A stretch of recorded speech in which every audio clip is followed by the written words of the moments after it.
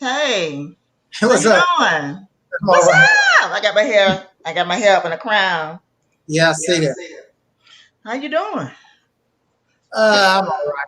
You all right? Yeah.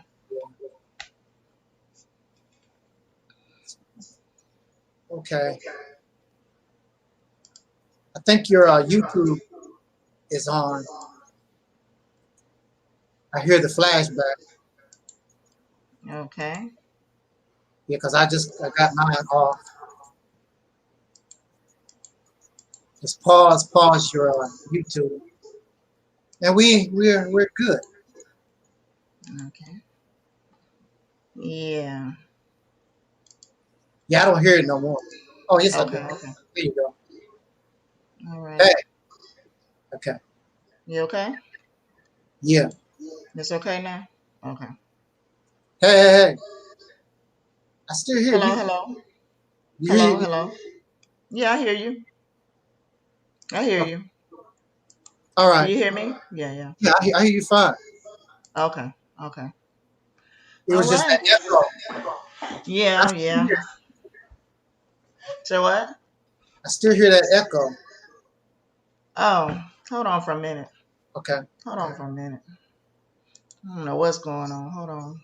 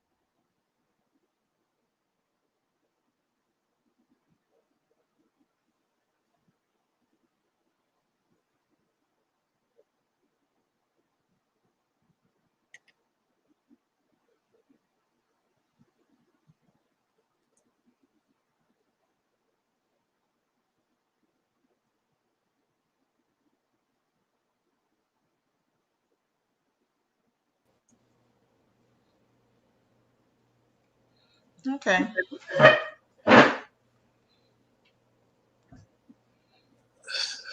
Okay, it should be better now. Yeah.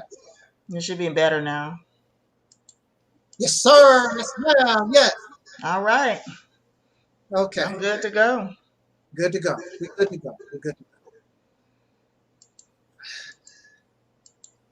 In the name of our ancestors, peace forever and always, and welcome to another edition of what I call the Reality's Temple on Earth Internet Ministry. I am the gatekeeper or the host of this program, known here on social media, wherever you may find me. I'm known as the mighty. I'm just joking. Angelsnupnup7. I am your soul brother, number one, and hopefully your friend, Taalik, Ibn'rad.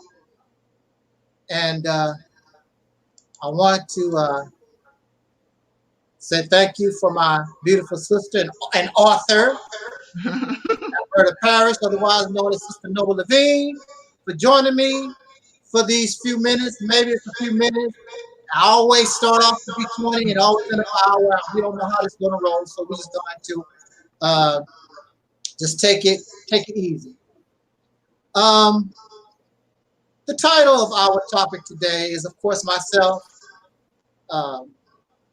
after surgery and the road to recovery. But I'm a humble man. Like SNIFFY said, I'm a humble man. And before I wish to talk about that journey, I want to speak about our Sister Noble's book, God is on Trial. We spent all of July, basically, promoting God is on Trial by Sister Noble Levine. And to my knowledge, and maybe the sister can expound on it, I asked us to, just for a minimum, 100 units of the sister's book this month.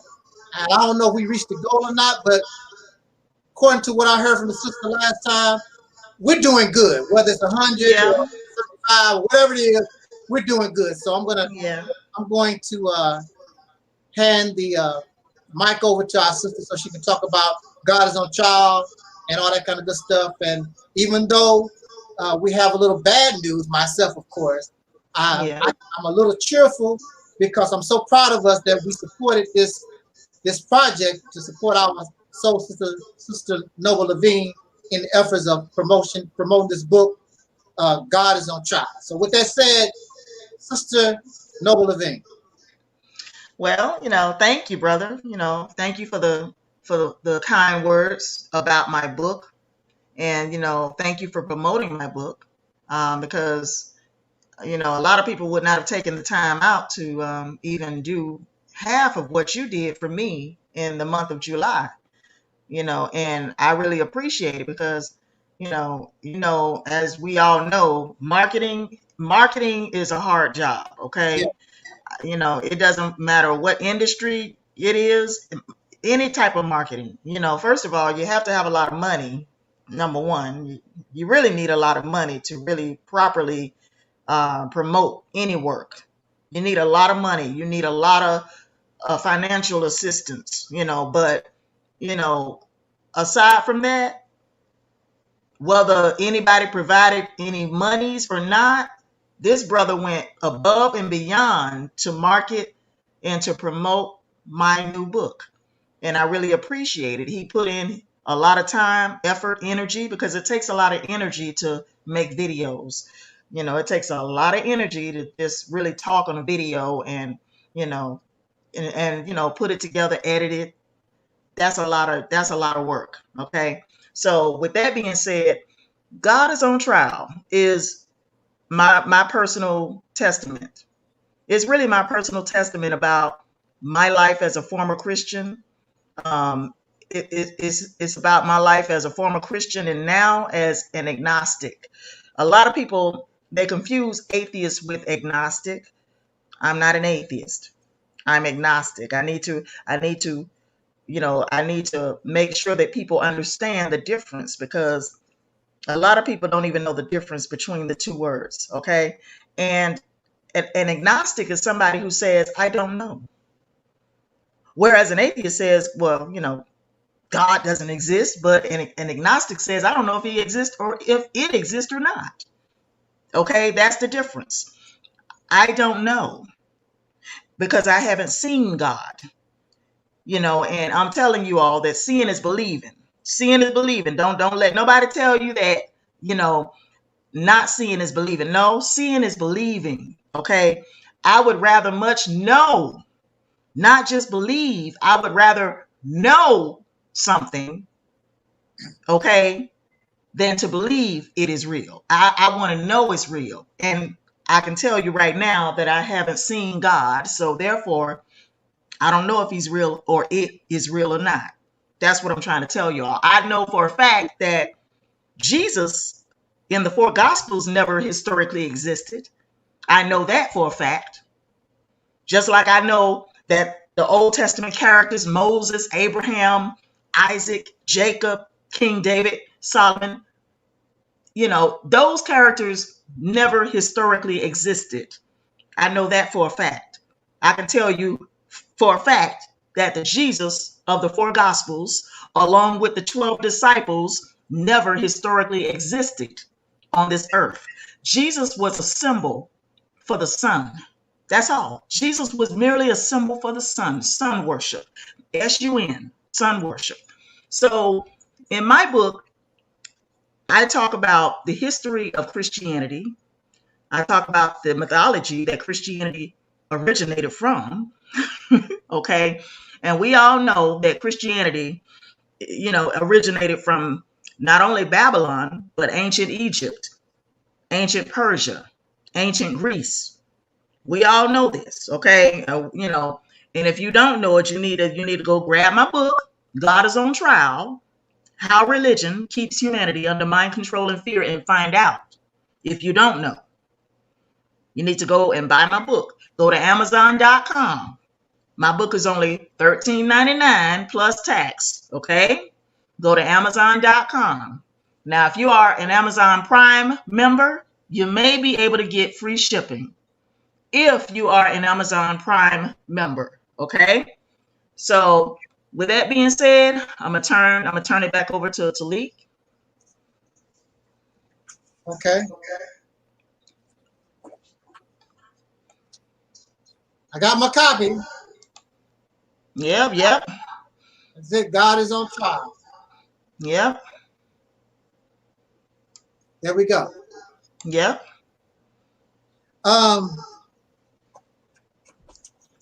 don't want to hold you long. And to tell the truth, your brother ain't in the best shape. I understand. I'm not even gonna lie about it. I want to lay down and go to sleep. I understand. But contrary to popular belief, sometimes rest is not the best thing after a surgery. Mm-hmm. They encourage you to move and try to be active because activity actually helps the healing process. And maybe that's the reason why I was able to recover. Well, I have not recovered, but as fast as I was able to get out of that hospital, because I had a good team of physical therapists, and they really motivated you to move. I just wanted to lay there and be a log, and they, come on, let's go, let's walk, let's move, let's go, move your feet, move your toes, let's roll. And so I give thanks to my physical therapist for encouraging me, and I have to give thanks to myself because I know if I listen to these people, they are there to help me recover after this devastating surgery. And we're going to talk about that just briefly. We're not gonna give out the whole story. But basically what happened was, and Sister Nova, you know, we go back and forth. We've been talking for a long time. And February or March, somewhere in there. Yeah. You remember I was telling you I ate something and it made me sick. Yeah. And I thought it was food poisoning at first. I didn't know what it was, but whatever it was, it stopped. And so I didn't think about it no more. But then it started coming back little by little, and there were times when I was on the road, I wanted to make videos, and I would tell the audience the reason why I didn't make a video this week or whatever. I told them I didn't feel like it because this ailment drains your energy. Well, just driving the truck drains your energy anyway. Yeah. But this ailment causes you to be fatigued because you're really not getting the nutrients and things that you need. And so we thought at first, I went to urgent care, and we thought at first that it was constipation. And then when I took laxatives and went through that treatment, like I told you, I felt a lot better. You know, I just kept working. And I wasn't in pain. I wasn't having diarrhea. I wasn't coughing up blood. There was nothing, you know, I just kept rolling. But whatever it was, something was there and it was bothering me. Even though I really didn't feel bad, I knew something was wrong, and I decided that I need to get checked out. So I went to my doctor, and my doctor kept trying different medications that wasn't working. I just got tired of taking these different, you know, experimenting with these medications instead of saying, hey, plus I got insurance. That's what insurance is for. You know, let's do what we need to do. Get a CAT scan or MRI or something. Let's try to find out what's going on. And so my doctor set up a MRI, and as soon as we did the MRI, they found out exactly what it was that quick.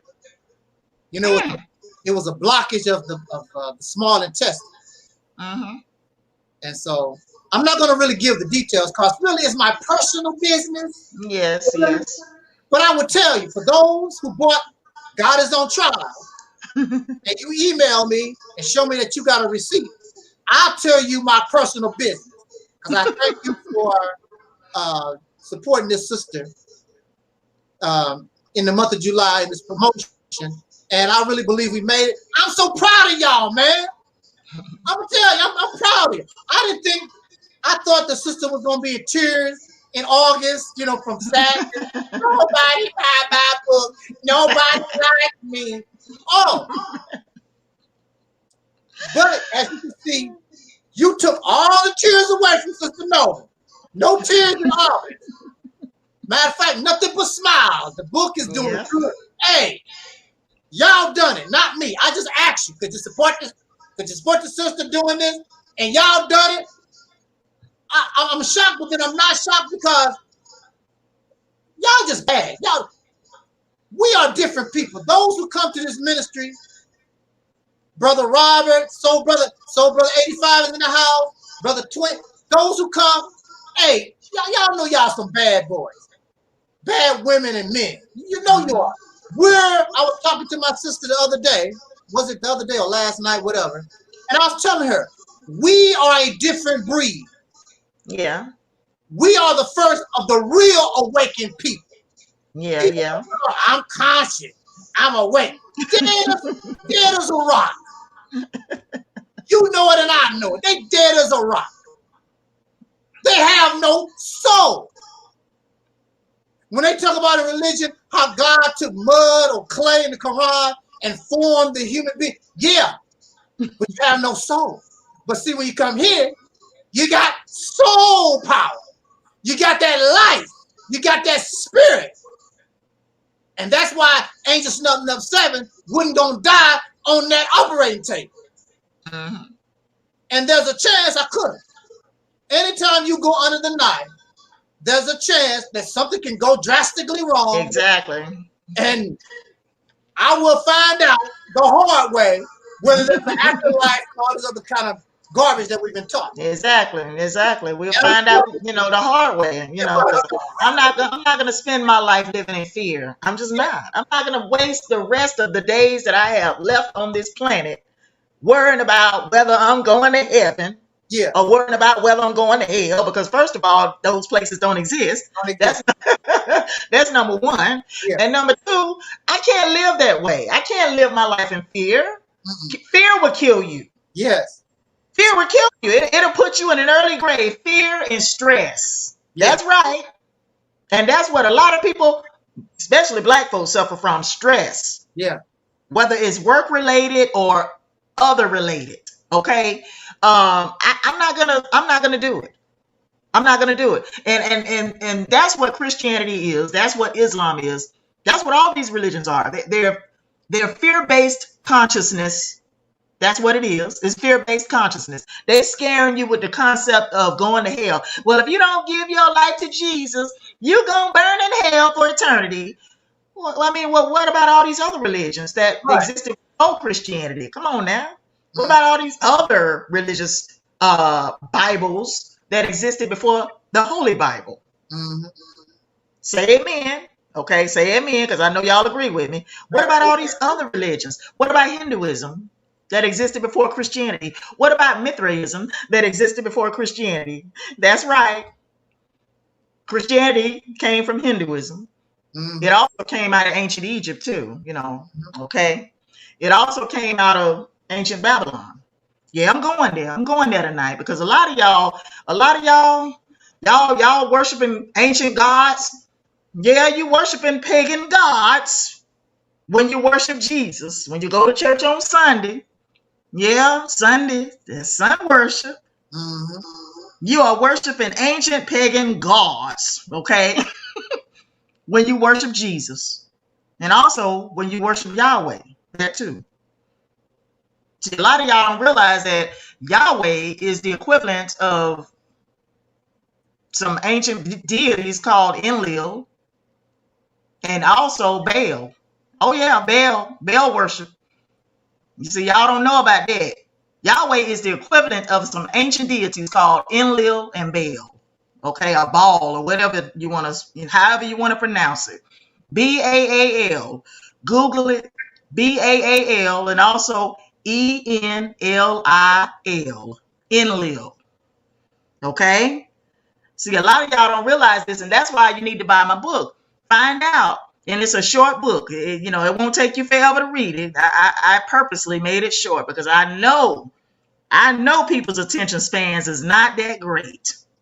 Because a lot of folks, especially black folks, they ain't finna sit down and read no 300, 400, 500 page book. They're not finna do that. That's why I made this book real short. 154 pages. That's all it is. And baby, it's a crash course on some of the questions that you all have had. It's a crash course on some of the many questions that people have about Christianity, about Islam, about Judaism, Hinduism, all these different religions, all the 7 major world religions. Okay, it's a crash course. I mean, it's real simple. It's an easy read. It's not that complicated. Okay, I didn't make it complicated. I made it real easy to understand. Now go to Amazon.com and purchase it today if you have not gotten your copy. $13.99 is the retail price. But don't spend your life living in fear like I did, because it's not an easy life to live. I can tell you that. I was depressed as a Christian many days, especially after I lost my mom, especially after my mama died in 2017. I was really depressed and down and out. I mean, I think the happiest time I've ever been was when I was a young person, when I was like maybe in my preteens. That was the happiest I've ever been, while I was worshiping Jesus, because I got saved, gave my life to Jesus, the mythical Jesus, okay, at the age of 12 years old. But I didn't know that it was a myth. I didn't know that Christianity was based on lies and deceit, and it was based on ancient mythology, out of ancient Babylon, out of ancient Greece, Persia, Rome. I didn't know that at the age of 12, obviously. But that was the happiest I had ever been, like when I was in my preteens, when I was that age, when I first started going to church. Okay? When I first got serious in the church. But my mama took me to church now. She took me to church when I was younger, obviously. But I'm talking about when I really got serious in the church. It was at the age of 12. That's when I gave my life to the mythical Jesus of the 4 Gospels at the age of 12 years old. Okay? So that was the happiest I had ever been, really, but it went downhill from there, y'all. It went downhill from there. It went downhill, but, so, yeah. Well, speaking of depression. Yeah. When I received the news that I needed surgery.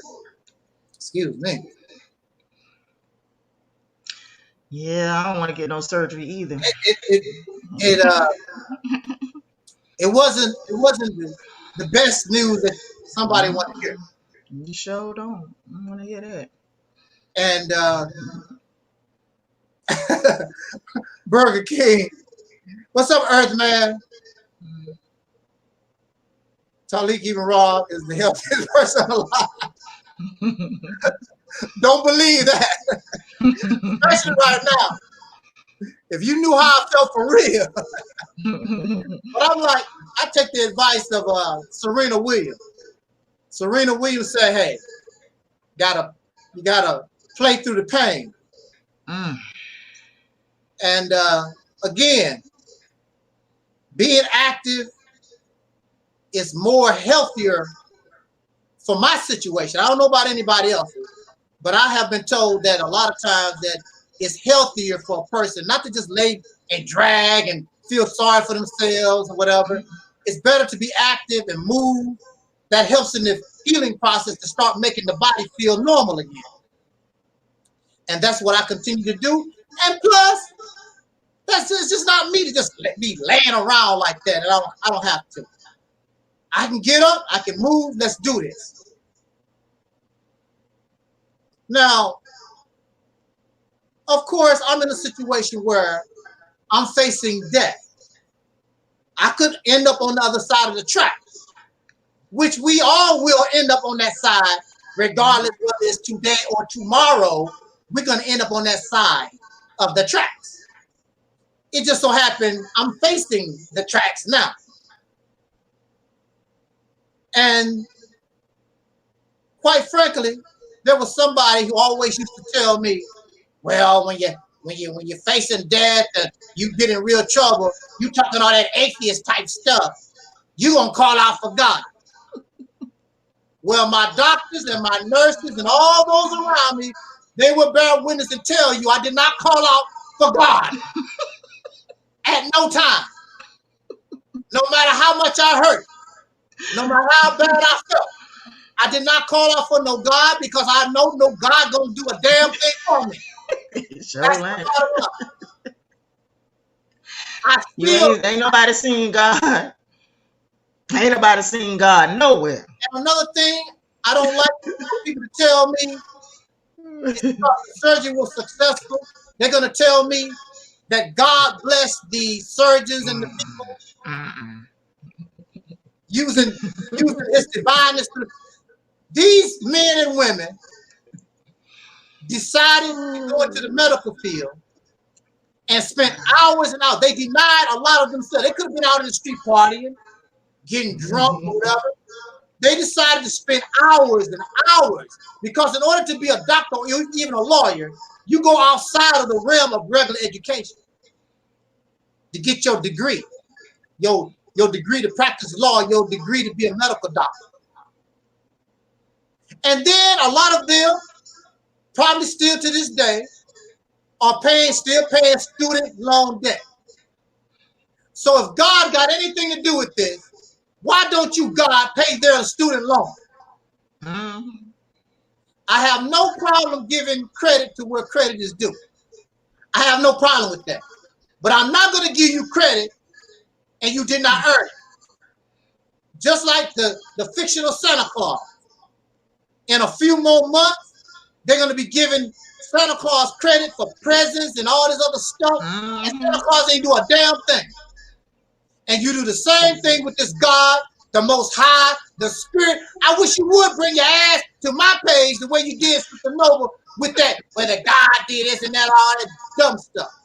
Because I'm not going to be playing around with you. I'm not going to be nice for a damn liar. You're a deceiver and you're a trickster. When you can show clear, convincing, and overwhelming evidence that this God did this, I will accept it. But then if you can do all that, then God is real. If you can show clear, convincing, and overwhelming evidence, there's no need to believe. God is real. Exactly. That's when you'll know. You'll know it's real then. I don't want to just believe. I want to know. I want to know. So when God earns credit, I will give God credit. I have no problem with that. Yeah. And no, I still will not worship. I still will not serve God. I won't either. Even if he's real. This God's supposed to give me life. If I give Sister Nova a car, that's her car. If I go to Sister Nova, well, I want you to drive 35 miles an hour. I want you to drive this way, and you need to put this kind of tires on your car, and you need to count to 10 before you open your door. All these rules and regulations. What's the sense? Why should she accept that car? That's not her car. It really belongs to you. So if God gave me life, what's up with all these rules and regulations? It's mine. I drive how I want, even if I get tickets or whatever the hell I want to do. It's my car. If I want to wreck it, it's my car. You gave it to me. If you didn't want me to have it, keep your damn car, keep your damn life. I did not ask to be here. Sister Noah didn't ask to be here. My mother did not ask to be here. You did us a disfavor by bringing us here. Then you want to make a slave out of me. I don't think so. Yeah. Not this one. You should have killed me on the surgeon table. Yeah. That's what you should have done. Wow. Yeah, I hear you. I hear you. I hear you. It's not going to happen. I'm not not going to be a slave in no religion. No religion. I ain't going to be a slave to nobody. I'd rather be dead. And I'm not going to live my life in fear. In fear of some God that I ain't never seen. In fear of going to hell. I ain't never seen that either. Right. In fear of going to heaven or not going to heaven. I ain't never seen heaven either. So, you know, have yet to see heaven or hell. Off topic for just a second, because I don't want to forget. Yeah. Off topic just a second, because I don't want to forget. Yeah. I want to give credit to Alquan. Alquan invited Sister Nova to his channel. And I'm very sure there were people who did buy God Is on Trial. Yeah. Alquan helped promote Sister's book. He did. And he did. And I don't want to forget that.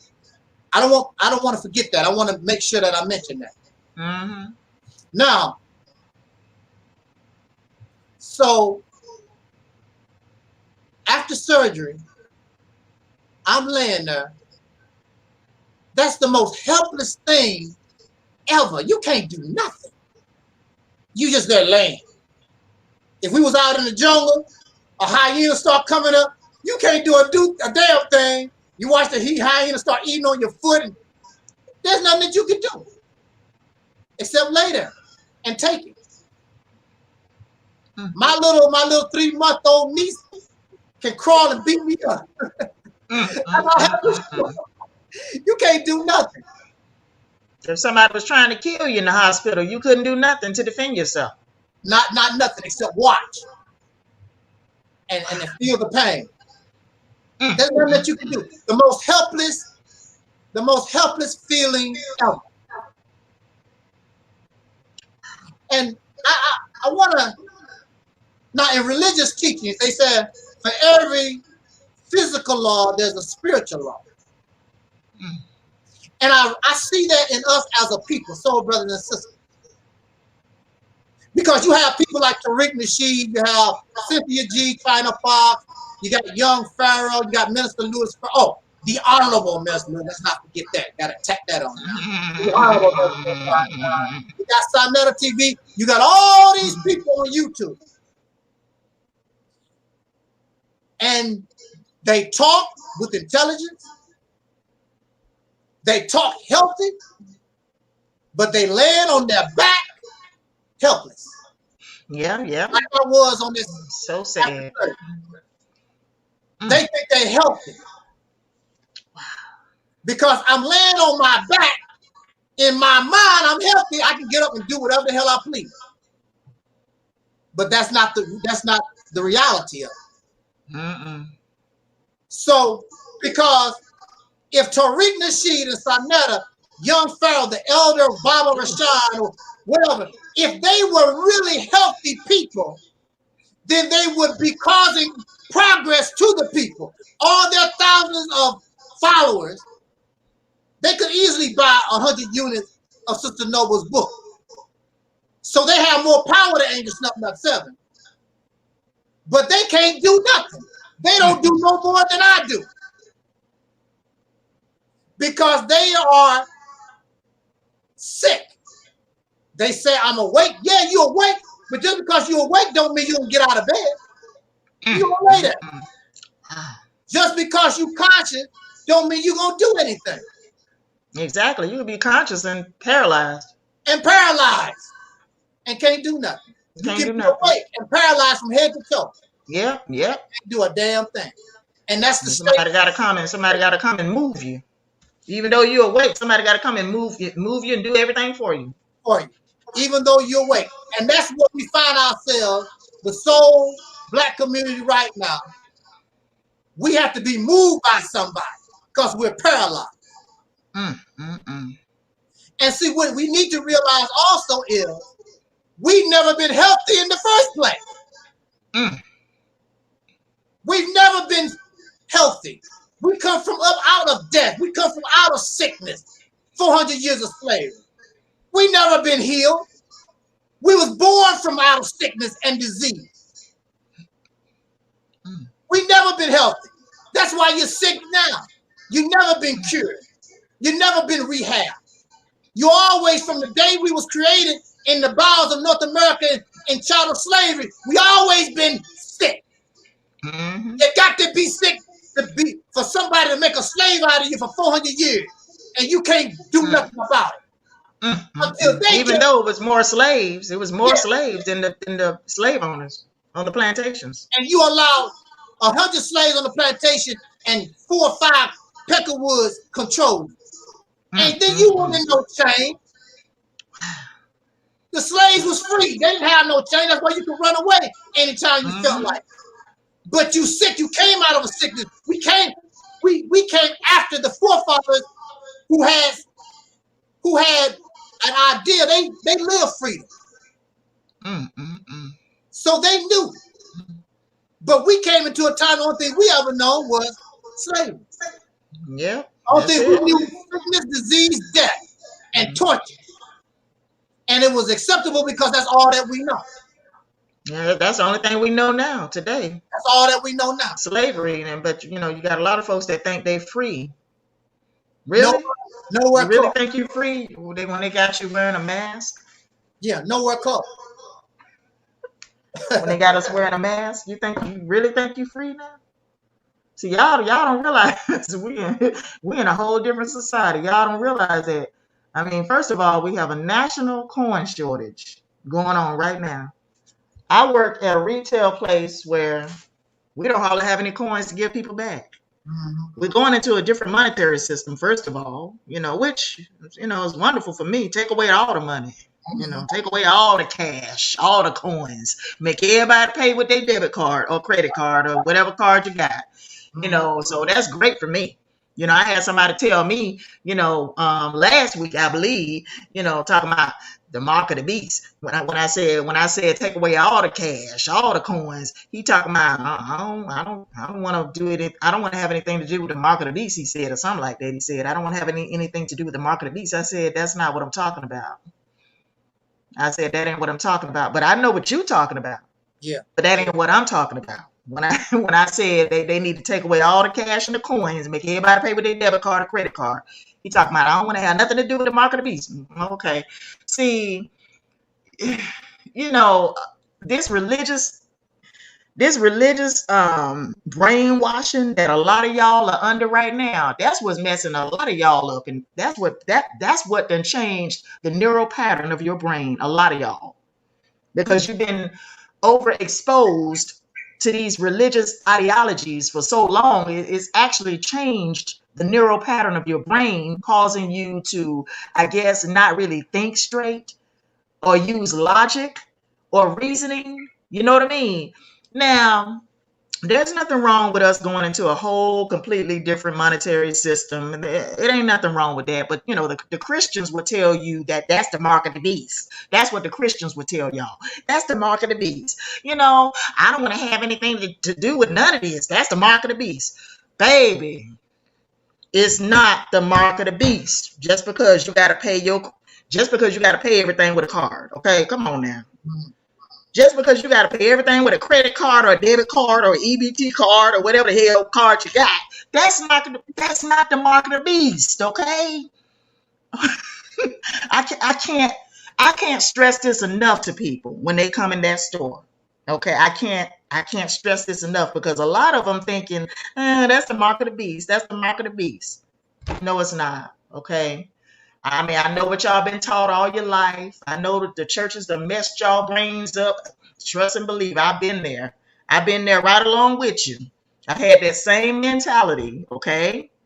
The same mentality that a lot of y'all got, I had it, okay? And really up until as recently as early 2019, I had it, because I really walked away from the church again for the second time in early 2019. Okay, a lot of y'all don't realize I already left the church back in 2011. I left the church then. I walked away from Christianity then, but I ended up going back to the church, back into that religion in 2015 out of fear. And that's really why I went back, out of fear, because okay, you know, I read this book about some guy that claimed to be an atheist, and you know, he died, and so he say, but he didn't die. And he said he went to hell and, you know, was given a tour of hell by a demon. But, you know, but anyway, after I read that book, I ended up going back to the church in 2015. Okay. But I left the church again in early 2019 because I realized this isn't real. None of it is real. Okay, I realized it then, and you know, there's something is not right. I'm in this church, I'm praying and worshiping, and nothing is changing in my life. Nothing is getting better in my life. Nothing. And then on top of that, I lost my mom in 2017. So, you know, I was grieving her death as well, you know, going through depression as well. So, you know, and then I realized, okay, this is not helping me because it's not real. This whole Christian ideology is not based in reality. It's based on fictional tales and ancient mythology. That's what it's based on. And I need people to understand this, you know. That's why I want you to go buy my book. You know, I explain everything in my book. God is on trial. So, you know, I need y'all to go and pick up a copy if you haven't already picked up a copy. If you haven't. And, you know, that's pretty much, you know, all I had to say. You know, I hope Taalik ain't left me here. I hope he come back soon. But anyway, I just keep talking until he comes back, you know. But, you know, don't waste your time in something that isn't producing any real tangibles in your life. If it's not producing any real tangibles, it's a waste of your time and it's a waste of your energy. And Christianity did not produce any real tangibles. Christianity never freed the slaves. Christianity never freed your ancestors from slavery. It never did. In fact, Christianity was used to enslave your ancestors. It was the Bible was used to justify enslaving our ancestors. Christianity, you know, it was used to justify why Black people deserve to be enslaved. They used the Bible. Just like the Hebrew Israelites today justify our, you know, enslavement in America, they justify it by telling you that it was prophesied in the book of Deuteronomy, chapter 28. It was prophesied that we would go into slavery here in North America. The Hebrew Israelites are doing the same thing. They justifying our enslavement here in America. That they saying, well, you know, because we rebelled against God and because we don't keep his laws and his statutes and commandments, that's why we went into slavery in North America. No, that's a lie too. Okay. That's a lie too. And I need y'all to go and pick up my book and find out how I say what I say, why I say what I say. Okay. So with that being said, I know I keep interrupting. I'm sorry. I just had to say that.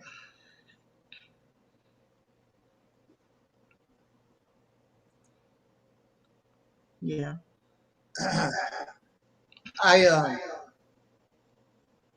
My internet went bad. Oh, it went bad? Okay.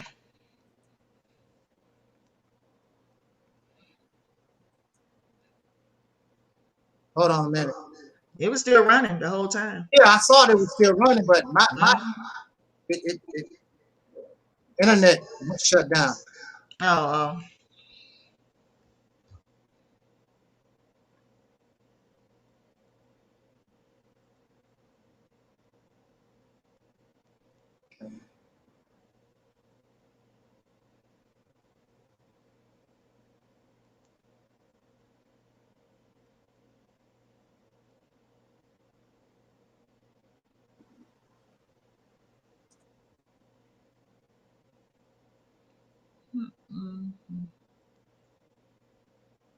Yeah, I was able to bring everything back to Facebook. Facebook had started all over.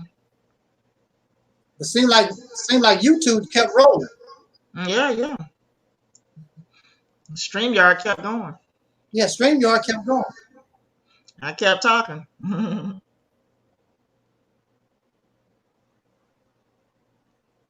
Okay. Woo, not feeling good, sister.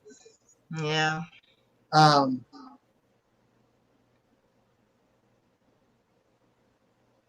Well, I tell you,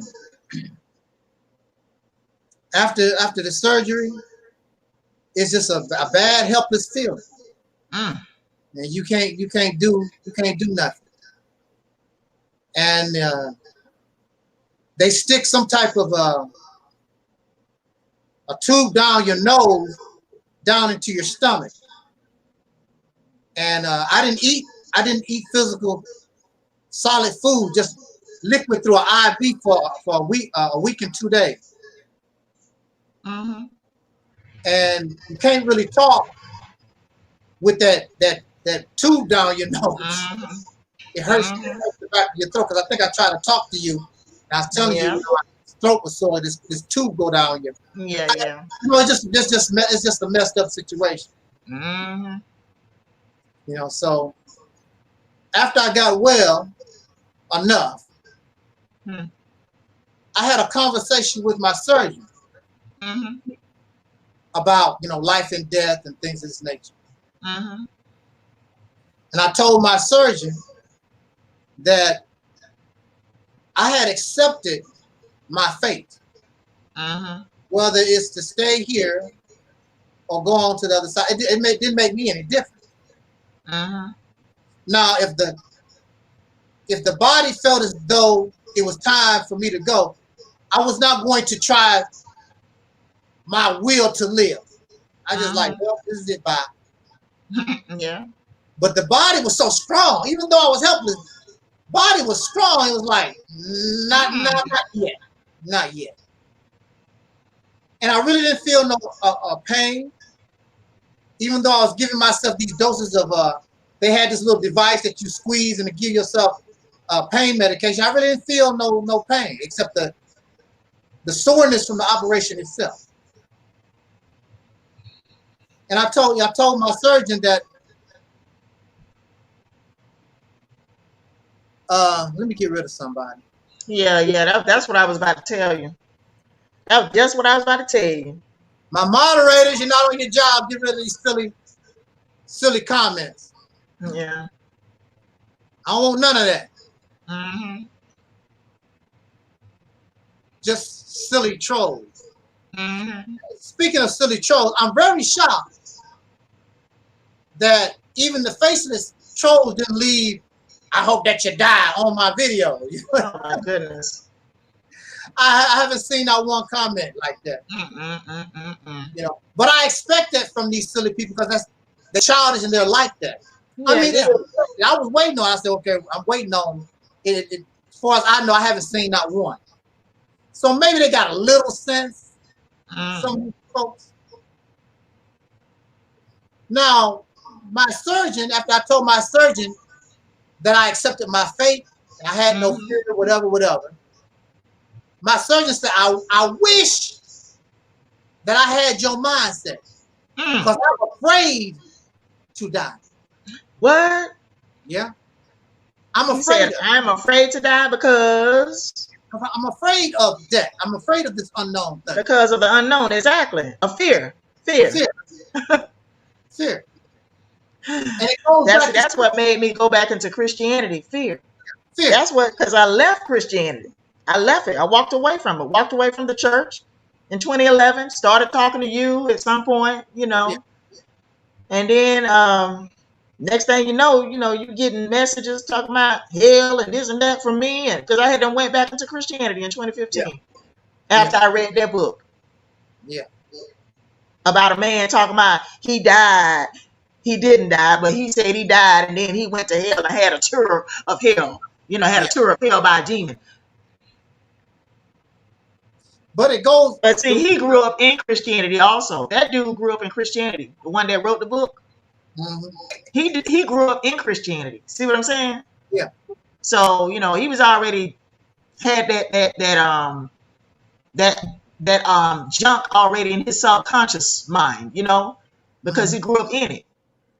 And even though he became an atheist, as an adult, but he still grew up in it as a child.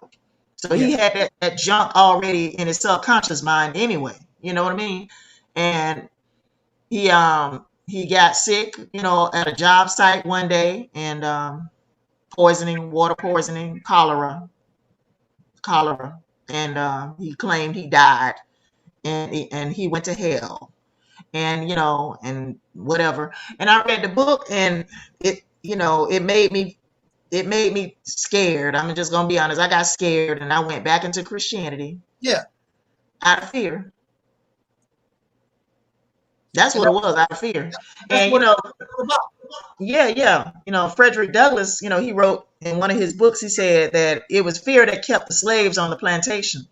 Mm-hmm. That's what he said. It was fear that kept the slaves on the plantation. But he ran away from the plantation. He said it was fear that kept them slaves on the plantation. He got the hell on. He ran away. See what I'm saying? But you know, these Negroes are still on the plantation and don't even realize it. A lot of them still on the plantations. Absolutely. In their religions, you know, the religions that they're in, that's the plantation. And a religion on the job they work on, that's the plantation. Right. And a religion don't necessarily have to be God oriented. These black scholarship, Pan-African crap. Yeah, I know. They are the same. It's the same stuff. It's the same concept. And Frederick Douglass, he said he was an American slave. He didn't say he was an African slave. He said he was an American slave. That's what he said. Yeah, American slave. Even though, you know, he said his father might have been white, you know, he said he was an American slave. Like, okay. He wasn't in Africa, came here. He was born right here. He did not claim African. No. Not one time. Not one time. I think he said his mother might have been Native American, I think, and African. That's what he said. I think he said his mother was Native American and African. His father might have been white. That's what he said.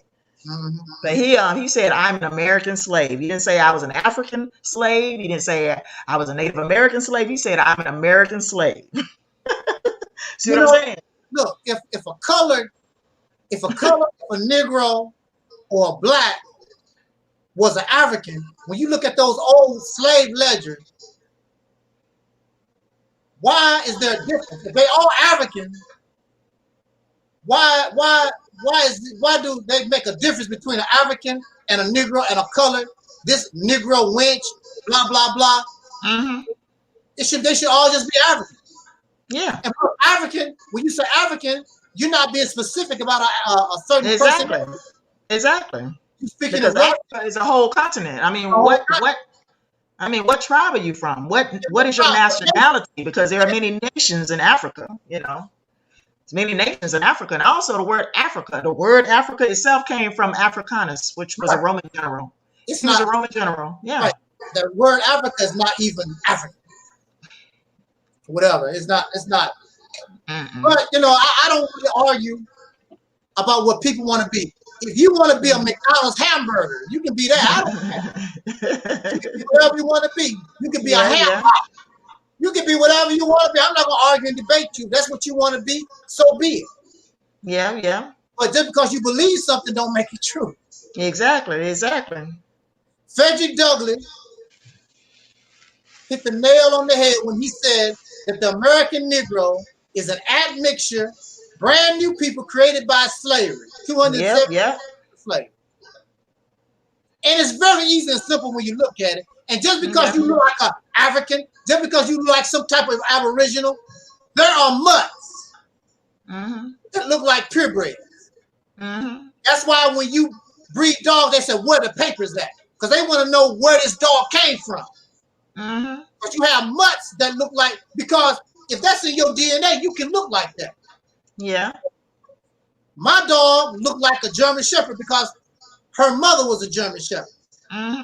But the father was a Chinese child. Mm-hmm. But look, she looked like a German Shepherd. Mm-hmm. Does that make her a German Shepherd? No. She's a mix. She's a mix between a Chinese child and a mulatto. Mm-hmm. What Africans do we supposed to be? There's no African people that we look like. The American Negro, Our skin color goes from the lightest of the light, darkest of the dark. There's no African people on the continent that can do that. They're either light, either they dark, or whatever they are, and sometimes it's a rarity, they produce a different color, but basically there's consistency in them. There's no consistency in us. We the lightest of the light, darkest of the dark, we tall, we short, we got big nose, and look like some of everybody. Look like a little bit of everybody. Ain't that something? Look some, yeah, we look like some of everybody. Because of what happened to us during slavery, and the blood of the slave master run through our veins also. No doubt. Yeah. That's why we take on certain traits, because his blood is in us also. And some of us, remember, some of us can pass for white. Some of us are passing for white. They're not going to tell you other. I just saw a documentary not too long ago about black people passing for white. And this black family decided they got sick of hiding in the shade and said, look, I'm black. But they've been passing for white for years. Now, I got a side of my family that's all white. They don't look like white folks, but they get called white people all the time because of the lightness of their skin. You can tell they black. And white people even say that. I said, how these like light-skinned Negro? How the hell they look like white people? But they even call them, and I know they do not even look like Caucasian people. They look like Negroes, light-skinned Negro. That's what they look like. But to get back on topic, and I'm not gonna keep us long. I'm getting ready because actually I'm gonna tell you, I don't feel good. But I put the word out that I was wanting to talk with us for a little while. I'm not well. It's gonna be a little while, probably be another two weeks or so before I start really feeling like myself. But I just wanted to come and make an appearance before you to show you that I'm not defeated. There are those who come and they tell me that I should take all this rest or whatever. When you have voices that never rest, the Moors are not resting, the Muslims are not resting, the Christians are not resting. I need to be out here talking to bring an alternative to their lives and their fairy tales and their cartoons. There needs to be an alternative so the people can see and have a difference, so they can have a choice between the fairy tales and reality. I should speak whenever I can. And you should do the same too. You should also speak and break up these fairy tales and cartoons, these lies, this black fake ass scholarship. They don't like Angelsnupnup7 because if you accept what I say, all your John Henry Clark scholarship and your Dr. Ben and all your books that you read, it don't mean nothing because you've been on the wrong track. You've been misguided. If you're going to tell the story, tell the whole story. How are you going to tell the history of Africa? How are you going to tell the story of black people in America and you just ignore the fact that we mixed? You're not a pure people. You're mixed. No matter whatever you say, you cannot ignore it. That's a fact. You cannot ignore that black folk, melanated people was already here in North America. They were the first slaves, the original slaves, the original breeding stock. It does not make sense that you would spend almost a year to go all the way to Africa and bring back and forth. That's not even economically going. That don't even sound right. There's no insurance company that's going to insure a boat knowing that you're going to lose half of the cargo. Exactly, half the cargo. Right. Go to your insurance company and tell them, well, I might have a wreck 7 times a year. They're not going to insure you.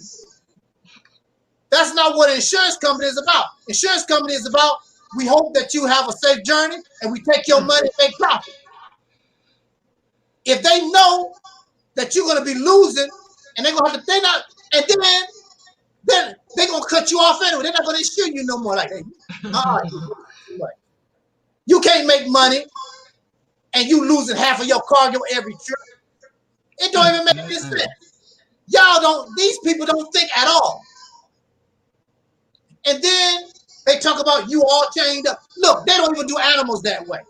When you see pigs and chickens and animals go up and down the house, they're not chained down and stuff like that. If you chain those animals down, they be all broke up into pieces from the chains and things, from the boat and stuff. The same thing on a boat. If you're a human being, they got you laid down on a boat and that boat bouncing around, them chains will break you to pieces.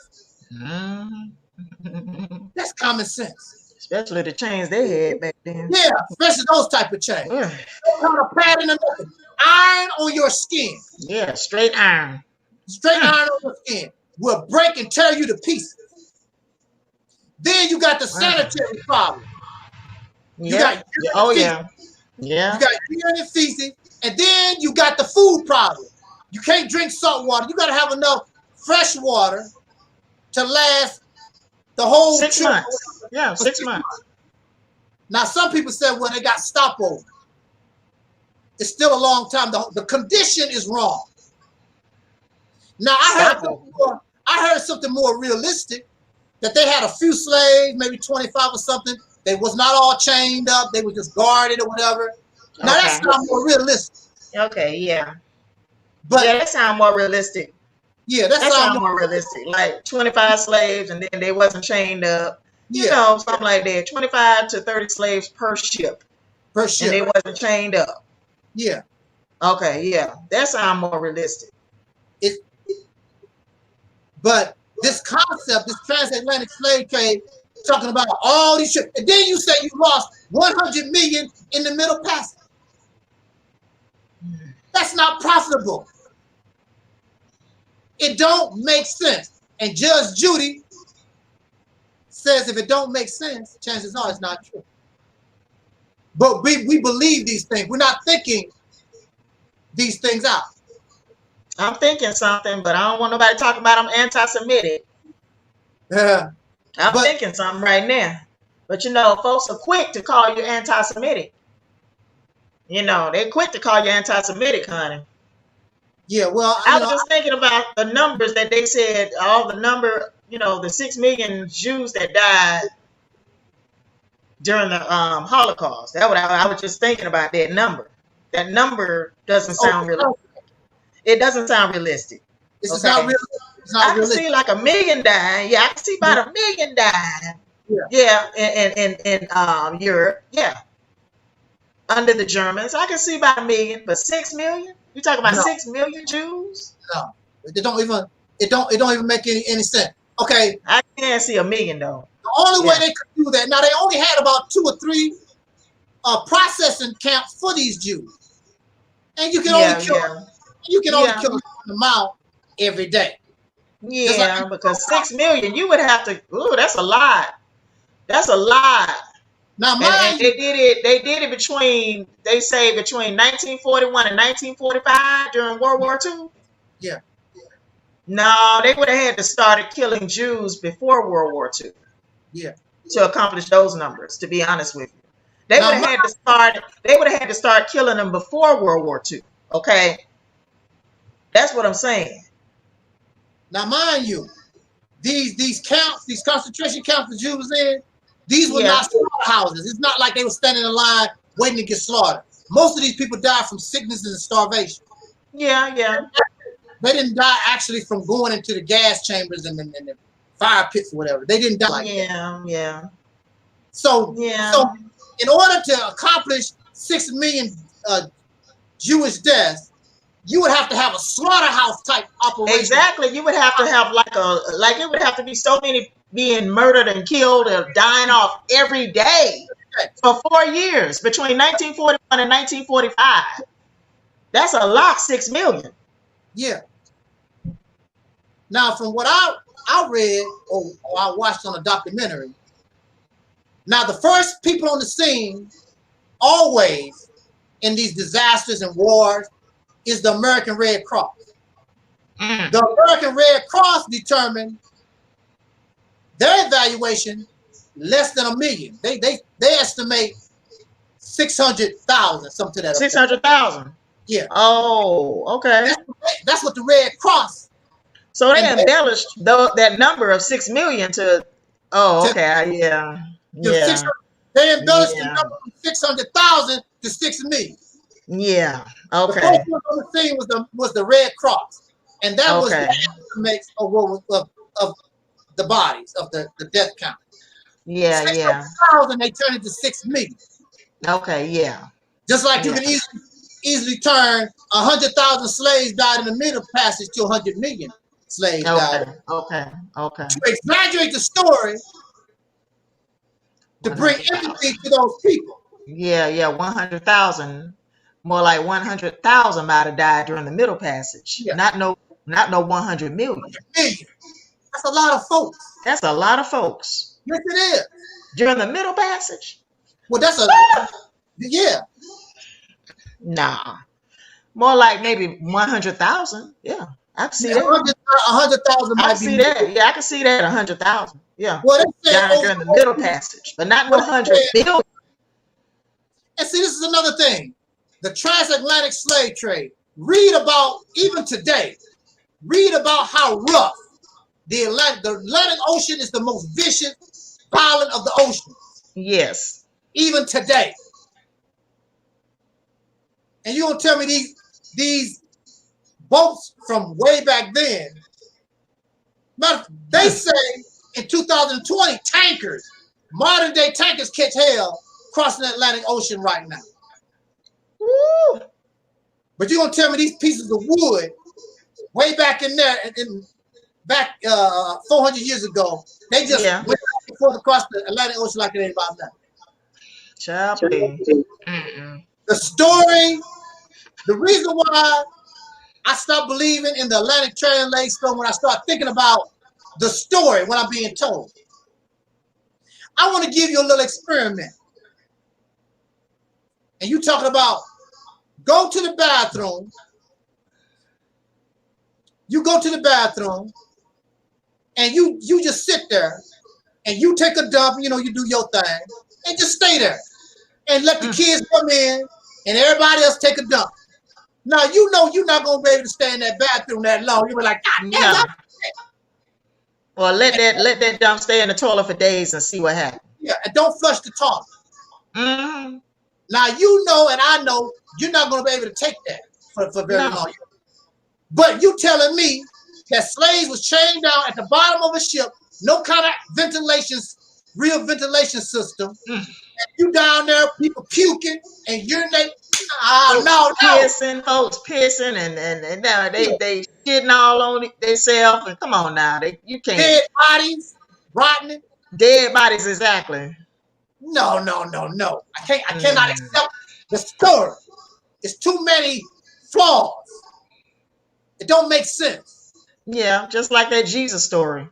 The Jesus too story. Many flaws, too many contradictions. Yeah, too many flaws, too many contradictions. The same thing with that. But remember, these stories was told at a time when the average person or the majority of people was illiterate and ignorant. Yeah. They just accepted these stories on face value. They never questioned nothing. We never questioned Christianity. And then when Elijah Muhammad and the Moors and all these other people showed up, we did not question that either. We just accepted all these things on face value. But I'm here to tell you, in 2020, the Moors, Nation of Islam, the Christians, and all Hebrew Israelites. Hebrew Israelites. You're going to be questioned and challenged in 2020. In 2021, 2022, and 23, and 24, and 25, and 26. Because I'm coming back with another book now. But the people themselves are more educated now. They're not illiterate now, like they used to be. Yeah. Some of the people embrace these religions, but they're not hardcore. They're not really into it like that no more. I'm a Christian, and that's all they're gonna say. They're not really hardcore because something naturally telling you that these are lies and this is false. Thousands of years have gone by. This God ain't done a damn thing for us. This is fact. The Nation of Islam teaching been around close to 100 years. It failed in its mission to bring to the so-called Negro freedom, justice, and equality. Just like Christianity. Just like Christianity. There is no heaven for you. You want heaven, you got to do it yourself. Yep. You want things to change, you got to change it yourself. You got to change it yourself, yeah. Men, flesh and blood men caused all this. And flesh and blood men can change it. But you too damn scared, you too damn cowardly. Just like Dr. King said. Dr. King said, evil exists because good people do nothing. That's why when you get sick and tired of dying, when you get sick and tired of praising Jesus and nothing happening, then you would change. The Honorable Elijah Muhammad said, taught his followers that whatever dissatisfaction you have, that's how much change you would do. If you are dissatisfied 10%, you will just seek 10% change. But when you are dissatisfied 100%, you're gonna change it. Just like on your job.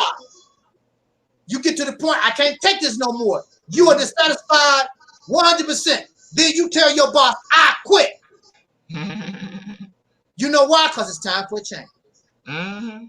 Or you do something that you know your boss will fire you for, but it don't make no difference how you go. I got this, got to stop. It's time for a change. So we're not religious here. We're not believers here. We're not believers here. We're not believers. We're not religious. Seeing is believing, and I haven't seen God. I ain't seen God no time, nowhere, at all.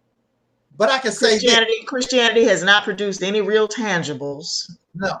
Let me repeat that. Christianity has not produced any real tangibles in my life. Why are you worshiping something that you don't, first of all, that don't do nothing for you? Right. Has not produced any real tangibles for you at all. Why are you even spending your time in religion, worshiping and praying, and you're not getting anything out of it at all? Absolutely.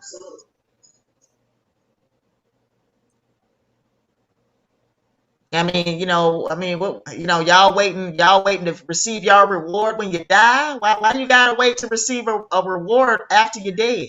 Why that? Why? Why? See, for a long time as a Christian,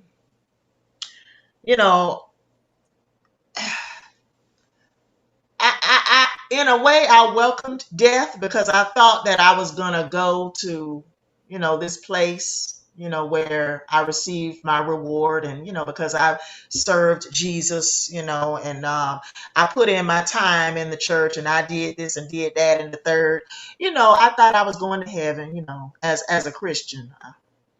So I welcomed the thought of dying, okay, and I haven't even lived life.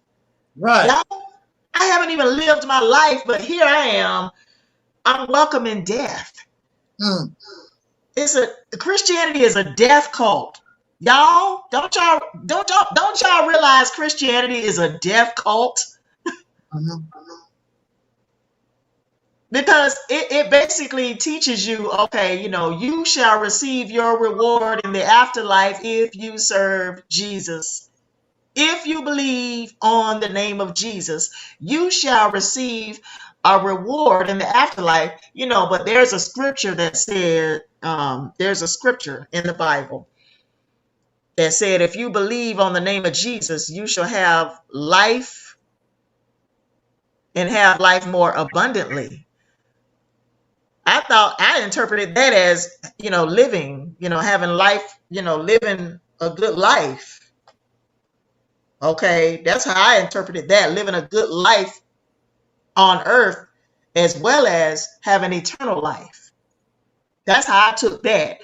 But some people, you know, they stress the afterlife more than they stress having a good life while you're here on the earth. You understand what I'm saying?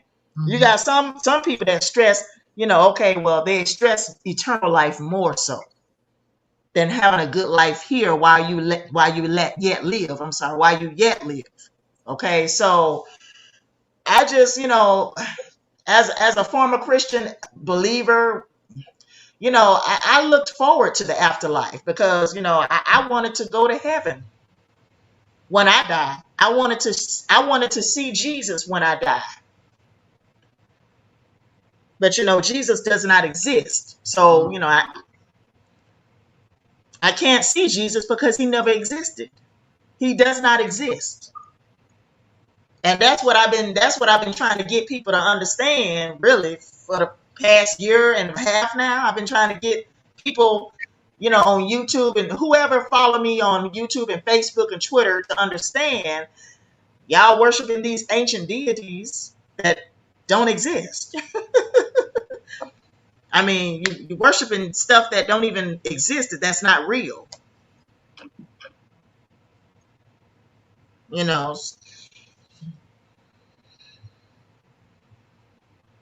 Well, I would tell you,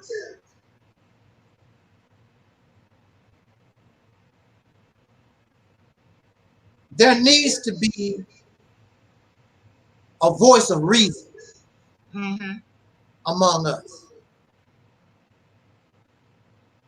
And again, like I say, I don't embrace religious propaganda or theology or whatever. I don't embrace spirituality, none of that stuff like that. But really,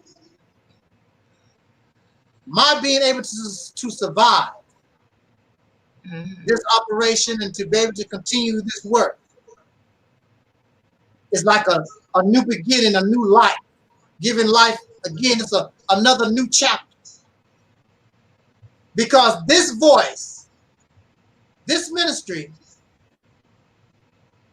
without this being said, it brings to us a voice. They're not going to never be successful. As long as our people stay in the frame of mind that they are in right now, they're not going to go nowhere. I tell them all the time, you're going to be successful in the year 3030. That's when you be successful. You're not going to go nowhere with these outdated caveman, archaic mindsets that you have here. Just because it sounds good. So what? It sounds good. Big deal. Sound good to who? It don't sound good to me. Because I need tangible. I need substance. It's like the difference between giving a baby a mama's breast and a pacifier. When that baby is hungry, I want breast milk. I do not want a pacifier. And you give the baby the pacifier, you don't need no breast milk. Here you go. And you say, baby, man, you don't want that. Spit it out.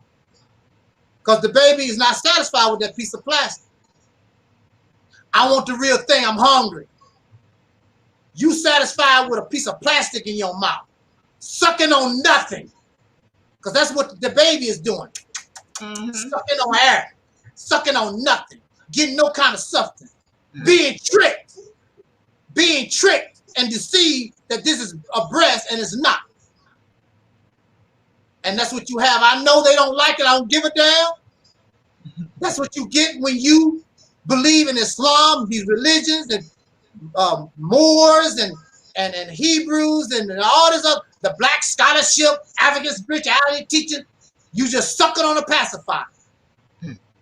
And you get weaker and weaker and weaker because you're not getting any kind of substance.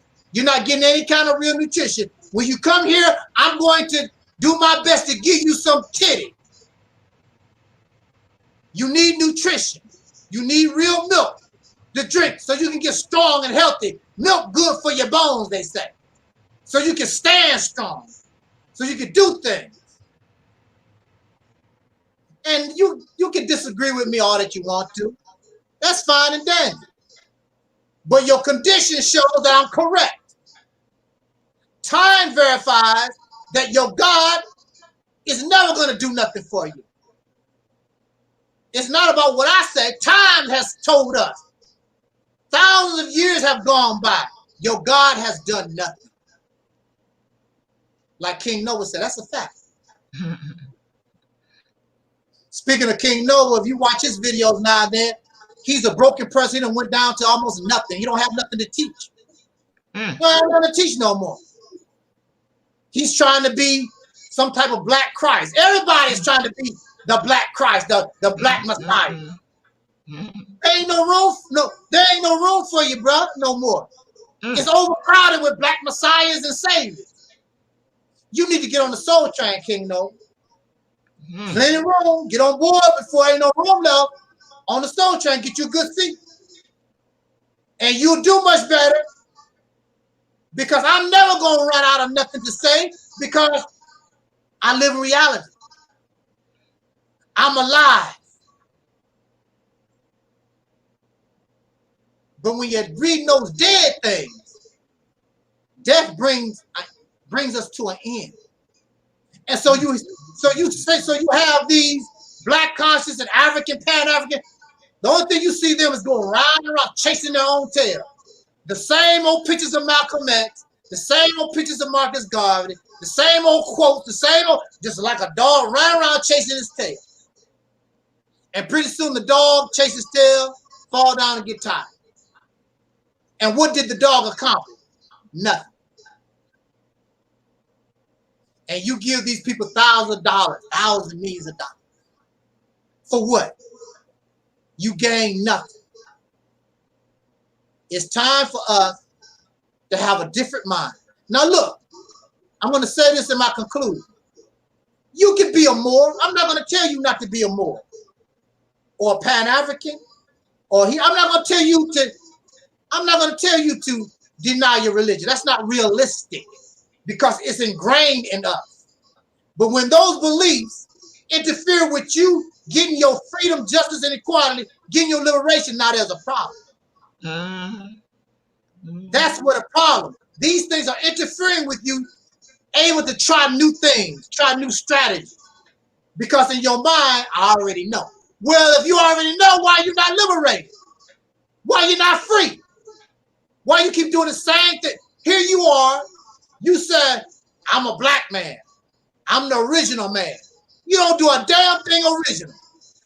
All thing you do is copy what Elijah Muhammad done, what Malcolm X said, what somebody did 5,000 years ago. You don't do nothing original. You just a copycat. You're just a plagiarist. You're just an impersonator. I don't impersonate here. I'm Angelsnupnup7, your soul brother #1. I self-appointed myself the title soul brother, because y'all don't want it anyway, because it ain't good enough for you. So I will inherit that from the great James Brown. I will inherit something that came from my people. It didn't come from the Middle East. It didn't come from Egypt. It came from my people right here in America, because that's all I know. That's all I give a damn about. I am who I am, and I'm not ashamed of who I am. I don't want to be a fake ass African, a fake ass Native American. You don't know nothing about none of that stuff. You're fake ass. You even look fake. They look at you and say, and laugh. Look at them Negroes trying to be something you've never been that. The only thing you ever been was an American citizen living in this country. And before you was an American citizen, you was an American slave. Fact. That is fact. That's fact. You ain't nothing but a feral slave right now. The same way they do some of these animals. They domesticate it, then they set them free, and they try to return back to their wild state. And that's all you are. But you ain't never been wild to return. The only thing you ever been was a slave. You ain't never been wild. Matter of fact, wild really scare you, because if you become wild, who you gonna blame for your failure? Right now, you can say the white man do this, and the white man do that. But see, when you wild, You got to do your own thing. That's why you scared of the Mississippi campaign, because you on your own. You can't blame the white man. You can't blame Africans. You can't blame the Asians. If you successful, you get the credit. If you fail, you got to take the credit. Nobody else is involved, and you scared to go on your own. To be truthful, you scared. You're afraid to leave your mama house. I ain't talking about your mama. I'm talking about the white man's house. You scared to leave. The only thing you want to do is lay around and make up all these excuses and complain. Well, the white man, I don't give a damn about Joe Biden and Kamala Harris, whatever damn name is. I don't care about Trump and Pence and their political system. I care about making the moves what's good for me. And whatever they do, it's like playing chess. Whatever they do, I know I'm gonna learn how to finesse around it to get what I want. And pretty soon, whoever the president is, they're gonna respect you, because now you control the state. You got power, you got influence, and they might need your vote so they can become the president or whatever. They need the state of Mississippi in order for them to do what they need to do. And so they're gonna bow down.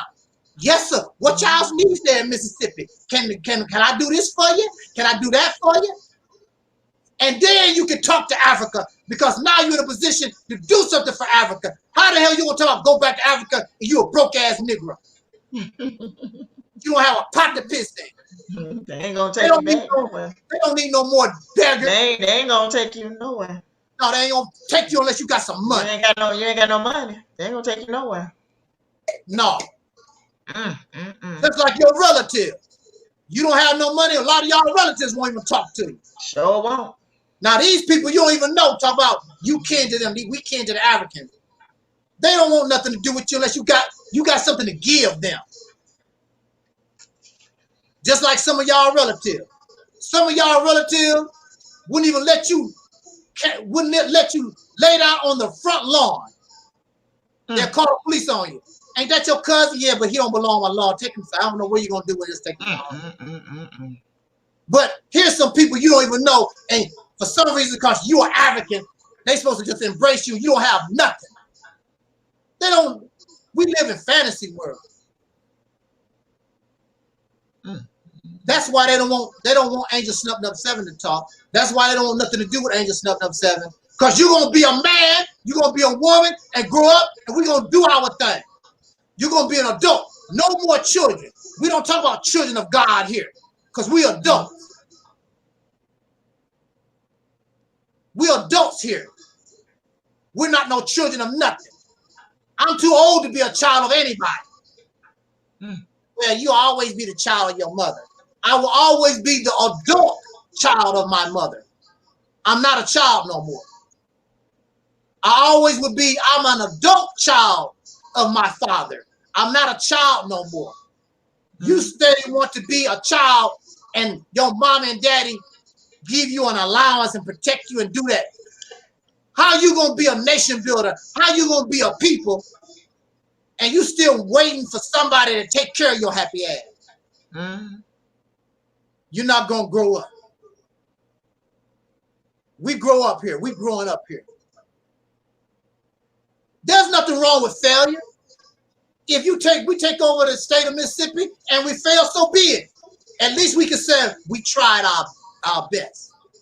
And we're gonna keep trying. You scared that you're gonna fail before you even try.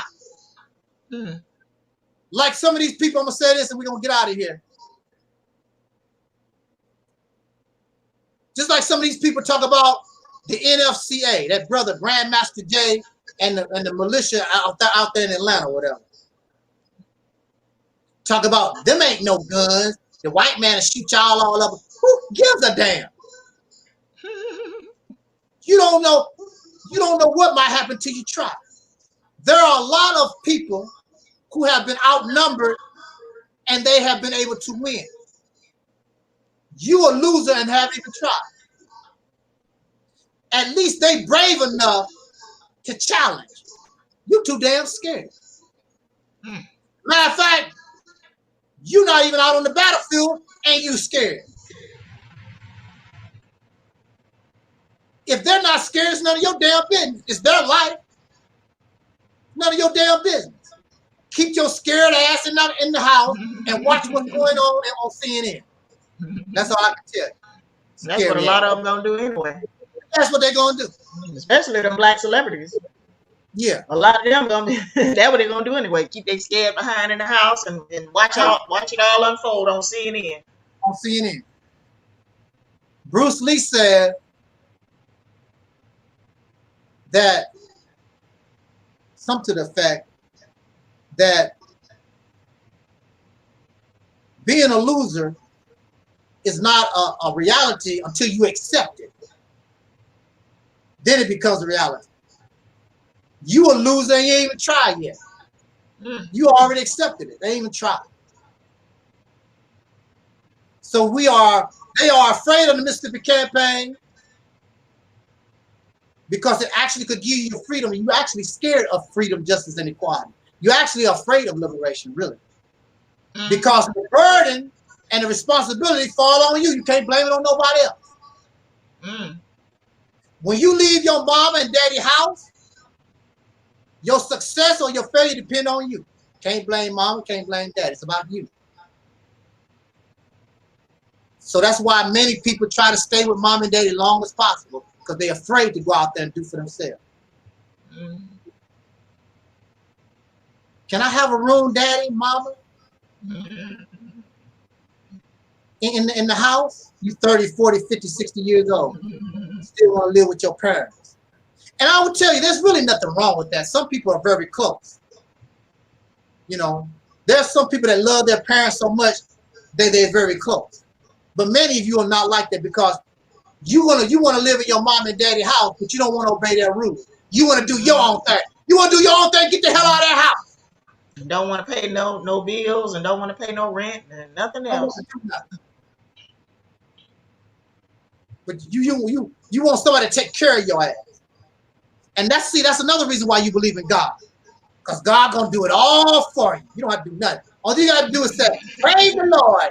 And you just sit back and God will take care of everything. You have to do nothing. That's why you love Jesus. That's why you love Allah. That's why you love all these gods, because you don't have to do nothing. Just obey this being. And you don't have to do nothing. You don't want to accept responsibility for nothing. You want to blame Sue. You want to blame Jim. Some of y'all blame your children. You point your fingers at everybody except yourself. We don't do that here.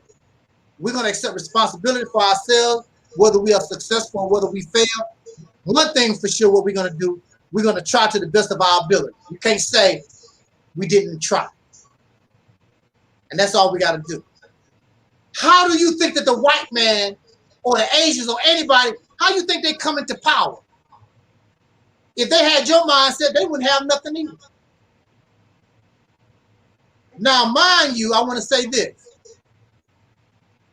I cannot compare us to them because we come from a very, very bad place.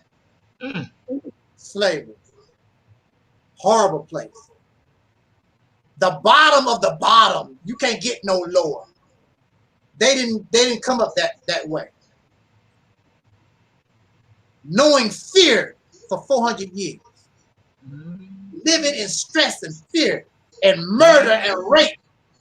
They didn't have to deal with that. And torture for 400 years. Actually longer than that, because we're still going through it right now to this day. Yeah. And you don't want to change this? Really? So on that note, I've been hurting for an hour and 34 minutes because I should have been laid down somewhere and whatever. But I did want to come and talk to us. And when I gain some more strength, I will. Because like I tell you all the time, tomorrow is not promised to nobody. So whether I'm in pain or not, I'm going to talk because tomorrow I might not see tomorrow. And just like I just went through surgery, it was no guarantee that I would be talking to you right now. But I would tell you this, that I'm not being arrogant. I'm being very humble. If they do not embrace And what I say coming from this ministry, they're going to lose big. Mm-hmm. And keep losing. And keep losing. And it's going to get to the point where you're not going to have no more choices. You're going to get exactly what you've been asking for. That big ass whooping that you asked for, actually. Mm. And you can't blame me. I told you what the deal was. To avoid that ass whooping, because you're going to get it. Because you're on the bottom of the bottom, and you got all these people above you. You have no power. You have no influence. Anybody can do whatever the hell they want to us, and there's nothing that we can do about it. Yeah. Absolutely nothing. Here you are praying that the white man die. Because you think in your silly mind, oh, when the white man get out the way, we're going to take over. No. That's not how things go. The next strongest people going to take over. And they might treat you worse than the white man. And that would, I mean, the next strongest people will be the Asians, the Chinese, the Japanese, the Koreans. Yeah. Right. The North Koreans, the South Koreans, the Japanese, And they might treat you Chinese. worse. Exactly. Worse. Just like they treat their people poorly, China. Right. Man. And you ought to read some of their history, how they treated their own. Oh, yeah. It's not beautiful. You think they're going to have some kind of mercy or love for us? Nope. You better get your act together. Keep listening to these frauds and scam artists and these fairy tale spinners. And thinking some black messiah is going to come back out the sky and save you, nope. It's not going to happen. Not going to happen. Not going to happen. It has never happened. Jesus is not coming back because he never existed. So, So on that note, yeah, I'm going to close this session. I want to thank Sister Noble for accompanying me on this return or this recovery. And I want to thank all of you. I'm so proud of my audience out there that we were able to support this. I'm so proud of you. You just don't know how special you are. You are. We, those of you who come to this ministry, you don't have to agree or nothing like that with everything that I say. I don't expect you to, but you have a certain mentality and a mind. We are different. We're actually aliens among these people here. They don't understand us. Yeah, because most folks I meet are Christians. Yeah. Most folks I talk to on a regular basis, they are Christians, or they believe in some deity, or they believe in Jesus, or they Hebrew Israelite. Most people that I talk to on a regular basis, they either religious, or they Muslim, they Hebrew Israelite, or they Christians. And and sometimes I say things, sometimes I'll come out and say I'm not religious or whatever, I told one customer that one day, I'm not religious. Yeah. She kept saying, God bless you, God bless you, and I wasn't saying nothing. And she said it again, God bless you. It seemed like she was waiting on me to say something. Or give a response, and the only response I gave her was, I'm not religious. I'm not religious. Sometimes I'll say something, but some days I won't say anything at all. I just keep my comments to myself and keep it moving. Yeah. But that's when I'm at work. That is okay. Yeah. Now outside of work, I'm gonna tell you what's up. Outside of work, right. I want to make a comment on this comment here. Dave E says, we need our money to create businesses. I want to say this. Is he talking about reparations? I don't know. I guess he's saying we need our money to create businesses. I guess that's his solution. I don't know. But I want to say this. We've had businesses ever since the end of slavery. Black folks have always had their businesses. Having businesses, schools, and all these other things, that do not liberate you. It make you feel good and make you more comfortable among your enemy. That's what it does. Because your school and your businesses is entwined within the system of your enemy. So that means you got to bow down and you are subject to that enemy. That does not create liberty. That does not liberate a people. I've never heard of a people that went through a revolution because they had a grocery store. That's not how you get liberated, because you open up a grocery store or open up a school. You need to change your mindset and the way you look at things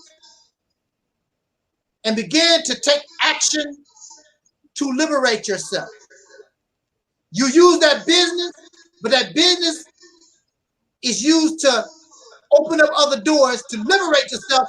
So like in the Bible, talk about the Exodus, so that you exodus from your enemy. These businesses that we are opening and talking about are for profit for the people who open up that business. It's not for the liberation of the people. They are opening up businesses so that man and his personal family, so they can go to vacation in Africa or in Europe some damn where. It's not for the liberation of a people. But the Mississippi campaign, every business, everything that we do is aimed toward, if we cannot get freedom, justice, and equality in this country, then you are building that door to have an organized exodus, and you put yourself in a position to leave this nation in an organized manner. And the people's minds are conditioned for that. Right now, they're not conditioned to go nowhere. They are perfectly happy to be happy slaves living in America. They're not perfectly happy to get up and go to their job every day. I'm like, y'all. And they got the white man's money flashing. Look, I'm getting paid. I'm getting paid. Exactly. Slaves. Comfortable slaves. Black power slaves. Hebrew Israelite slaves. Christian slaves. Christian slaves. And the list goes on and on. Nation of Islam slaves. Because whatever you're doing, the only thing you're doing is sinking yourself deeper when you should be getting hurt, getting yourself out of her. You're going deeper inside the mess. That's not what we want to do. You're defeating the purpose of liberation. You're defeating the purpose of freedom, justice, and equality. Going deeper into the system of your enemy. I'm doing my own thing. You're not doing your own thing when the money in your pocket still got the white man's face on it. When all those business licenses that you got on your wall, the white man's the one that signed off on all of them. All of them. So how the hell are you progressing? If you control a state like Mississippi, you can get to the point where we can actually develop our own monetary system. And everything we do is within that state. And you know, you can import certain things that we need that we don't produce. But basically, you're going to try to make yourself self-sufficient. And if we don't produce apples, we don't need to eat apples. If we can't produce salmon, we don't eat salmon. We do what we only accept what we can produce. Now, on certain holidays, we can import some apples. And that's something special for us, you know, on holidays. But in order to be an independent person, you have to depend on yourself. If we can't produce it, we don't need it. If we can't produce a car, we don't need them. If we need cars, then the state of Mississippi, then we produce those cars for ourselves and other machines. If we can't produce it, we don't need it, then we do things the old-fashioned way. Keep your machines or whatever. We do things the old-fashioned way. But see, you got a comfortable slave lifestyle. And you really enjoy being that. You don't want to change nothing. Because they're getting paid, like you said.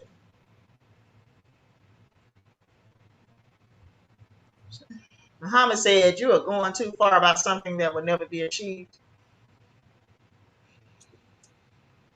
No, it will not be achieved by people like you, Muhammad. No. You're absolutely right. People with your mindset, no, it will not be achieved because you are a failure and don't even try. How are you going to tell me it's not going to be achieved? You haven't even tried. You haven't even tried to do nothing.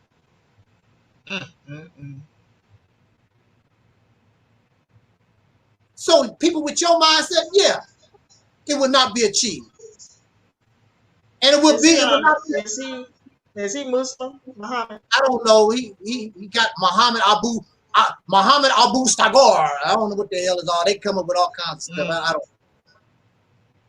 Being an Arab, you know, fake Arab. Maybe he might be a real Arab. Who knows? I don't know what. Not trying to be disrespectful, Muhammad, but you know, you got a lot going on there. And if you're a Negro and you calling yourself Muhammad Abdul Steiger, that goes to show me that you lost. The only thing you've done was go from one slave plantation to another. He continues to say, do you want liberation or domination? We talk about liberation here. You are the one talking about domination. by taking on an Arab name or some African name, being dominated and controlled and trying to be somebody that you're not. I'm not an African. I'm not a Muslim. I'm not an Aboriginal. I'm myself. Nobody gonna tell me what I can and cannot do or believe or whatever. I'm the one that control my destiny. I'm the one that said who I am. Nobody label me. Just like they try to tell me, well, if you don't believe in God, you're an atheist. I'm not an atheist. I do not acknowledge God. It's natural not to acknowledge God. You're not gonna label me no damn atheist. We ain't never seen him. How you gonna acknowledge him if you ain't never seen him? I mean, how we gonna acknowledge God who we ain't never seen? That's what I'm saying. Like, I can't believe in something I ain't never seen. You know, seeing is believing. Right. You just labeled me, okay. No, I responded to I did not label you. I responded to your comment. Because I don't know you. I'm going by the name that you're using, Muhammad Abu Steiger, or whatever that is, and your comment. I'm not labeling you nothing. I don't know what you are, but I'm telling you what I am. I'm not an atheist. I do not acknowledge God unless you show clear, convincing, and overwhelming evidence that God exists, then I would accept it. It is unnatural to believe in God. It's a taught and learned behavior. If a man or woman did not teach you about God, you wouldn't say nothing about God at all. There's no signs in nature of an animal worshiping and serving some God. There's no signs in nature. No, I'm not an atheist. Matter of fact, atheist and agnostic, all these labels come from out of religious texts. That's where they come from. Yeah. I'm not going to allow nobody to label me.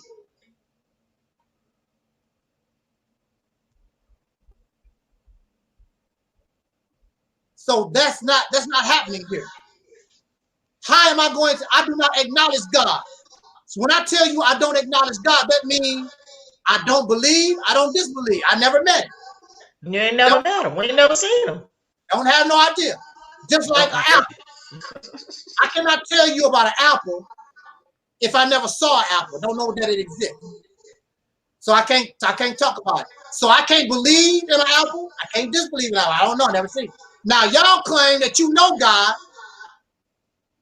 Well, show me. How do you know? But I'm glad that you're here. Because maybe if you sit under the sound of this voice for a little while, you will begin to learn how to reason and use common sense and logic. This is something that religion does not advocate, does not encourage. Because if you begin to use reason and common sense, you're going to look at things differently, and you're going to look at your belief system differently.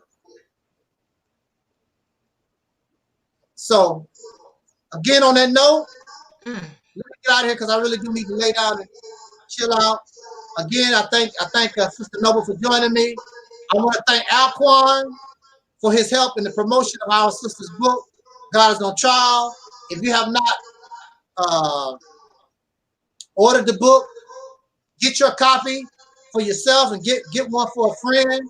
The links, except the Amazon, I don't have the Amazon link, but the book is available on Amazon also. They just need to go to Amazon.com. Yeah. And type in my name, either my full name or the book title. Right. Type in either my full name or the book title. It'll come up. Right. Alberta Parish. Yeah, type in my full name. Yep. Right here. Raise it up a little bit more. Right there. Type in my full name when you go to Amazon.com, Alberta Parish, and my books will come up. Okay. So on that note, I thank you for joining me. I thank you for listening. It's always an honor. Muhammad, you're welcome to come back and talk with us anytime. It was an honor to interact with you. Thank you, Soul Traveler, and everybody in the chat room. And until next time, I wish us love, peace, and so we out.